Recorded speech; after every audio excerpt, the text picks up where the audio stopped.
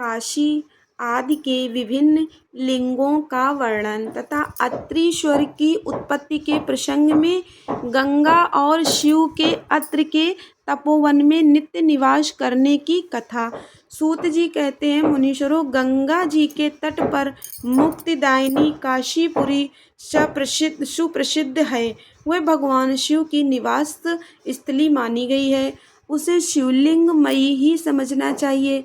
इतना कहकर सूत जी ने काशी के अविमुक्त कृत्तिवासेश्वर, तिलभांडेश्वर, दशाश्वमेध आदि और गंगा सागर आदि के संगमेश्वर, भूतेश्वर, नारीश्वर, वटुकेश्वर, पुरेश्वर, सिद्धनाथेश्वर, दूरेश्वर, श्रृंगेश्वर, वैद्यनाथ, जपेश्वर, गोपेश्वर, रंगेश्वर, वामेश्वर, नागेश, कामेश, विमलेश्वर, प्रयाग के ब्रह्मोश्वर, सोमेश्वर, भारद्वाजेश्वर, शूलटंकेश्वर, माधवेश तथा अयोध्या के नागेश आदि अनेक प्रसिद्ध शिवलिंगों का वर्णन करके अत्रीश्वर की कथा के प्रसंग में यह बतलाया कि अत्रि पत्नी अनसुया पर कृपा करके गंगा जी वहाँ पधारी।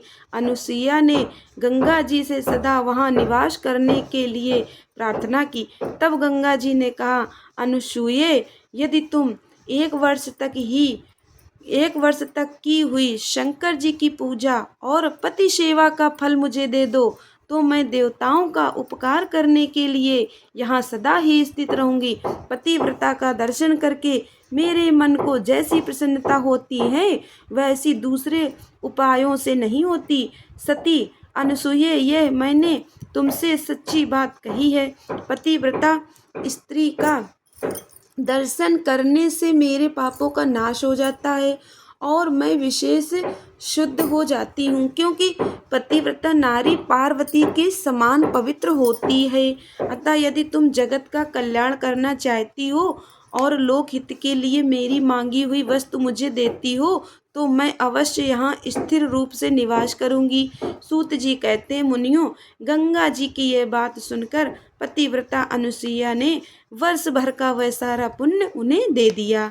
अनुसुईया के पतिव्रत संबंधी उस महान कर्म को देखकर भगवान महादेव जी प्रसन्न हो गए और पार्थिव लिंग से तत्काल प्रकट हो उन्होंने साक्षात दर्शन दिया।